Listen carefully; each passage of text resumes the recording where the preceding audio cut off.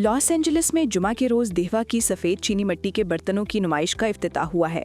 इफ्तिताही तकरीब में दोनों ममालिक से ताल्लुक़ रखने वाले 100 से ज़ायद अफराद ने शिरकत की। नुमाइश का मकसद रवायती चीनी सकाफ़त को उजागर करना और बैनुसकाफ़ती तबादले को फ़रोग़ देना था। नुमाइश का उन्वान the aesthetics of harmony blends the shin porcelain from देहवा रखा गया, जिसमें तकरीबन चीनी मिट्टी के 100 नफीस फनपारे और तस्वीरी नुमाइशें शामिल थीं।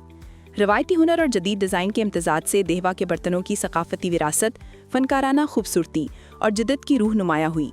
तकरीब से खिताब करते हुए लॉस एंजलिस में चीन के नायब कौंसिल जनरल हुआंग हुंग जियांग ने कहा कि देहवा के बर्तन न सिर्फ चीन की कदीम सकाफ़ती रवायात की नुमाइंदगी करते हैं, बल्कि जदीद दौर की नफीस दस्तकारी की भी अक्कासी करते हैं। हुआंग ने कहा कि चीन का आइंदा 15वां 5 साला मंसूबा तिजारत, सरमायाकारी और दीगर शूबों में अमरीका के साथ बाहमी फ़ायदे पर मबनी ताउन के वसी मौक़े फराहम करता है।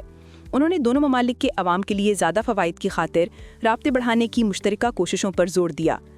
चीन के जनूबी मशरक़ी सूबा फुजियान में वाक़ देहवा काउंटी की सरबरा फिंगजुन चन ने उम्मीद ज़ाहिर की कि ये नुमाइश अमरीकी अवाम को देहवा के बर्तनों की नफासत और उनमें झलकती मशरक़ी जमालियात की कदर करने का मौका देगी। लॉस एंजलिस काउंटी के इलाके विटियर के मकामी रहायशी फ्रेड स्टेल ने शिन्हुआ को बताया कि ये बर्तन इंतहाई नफीस, नाजुक और महारत से भरपूर हैं और इनमें चीनी रवायत, सकाफ़त और जदीद दस्तकारी का हसीन इम्तजाज नज़र आता है। उनका कहना था कि वो चीनी सकाफ़त में बहुत दिलचस्पी रखते हैं और मज़ीद जानना चाहते हैं। उन्होंने उम्मीद जाहिर की कि वो जल्द दोबारा चीन का दौरा करेंगे।